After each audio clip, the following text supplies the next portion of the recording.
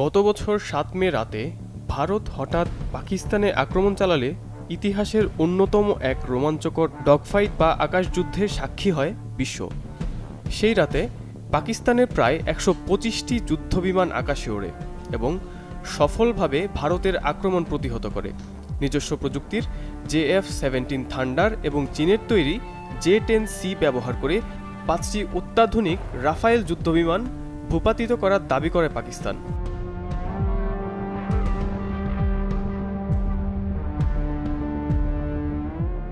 এখন স্বাভাবিকভাবেই সামনে আসছে একটি বড় প্রশ্ন। আকাশ প্রতিরক্ষায় পাকিস্তান যেখানে এতটা সফল, সেখানে গত ২৮ ফেব্রুয়ারি থেকে শুরু হওয়া যুক্তরাষ্ট্র ও ইসরায়েলের যৌথ বিমান হামলা ঠেকাতে ইরান কেন পুরোপুরি ব্যর্থ হলো?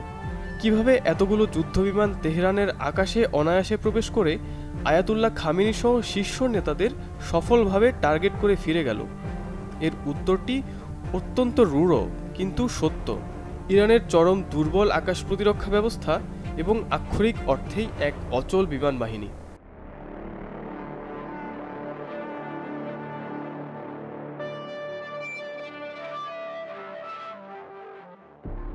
সাম্প্রতিক সময়ে মধ্যপ্রাচ্যের আকাশসীমায় সামরিক শ্রেষ্ঠত্বের লড়াইয়ে একটি বিষয় বেশ স্পষ্ট হয়ে উঠেছে, আর তা হলো ইরানের আকাশ প্রতিরক্ষা ব্যবস্থার ভঙ্গুরতা।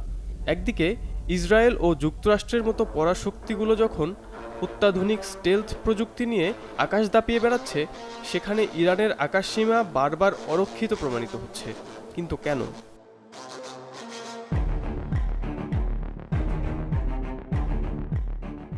ক্ষেপণাস্ত্র ও ড্রোন প্রযুক্তিতে ইরানের সামরিক সক্ষমতা বিশ্বে সমীহ জাগালেও তাদের বিমান বাহিনীর অবস্থান একদম তলানিতে।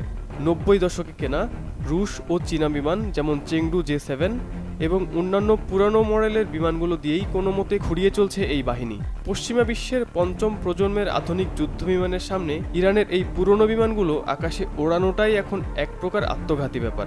বারবার প্রতিপক্ষের বিমান হামলার শিকার হওয়ার পরও ইরান কেন নিজেদের বিমান বাহিনীর আধুনিকীকরণ করতে পারছে না?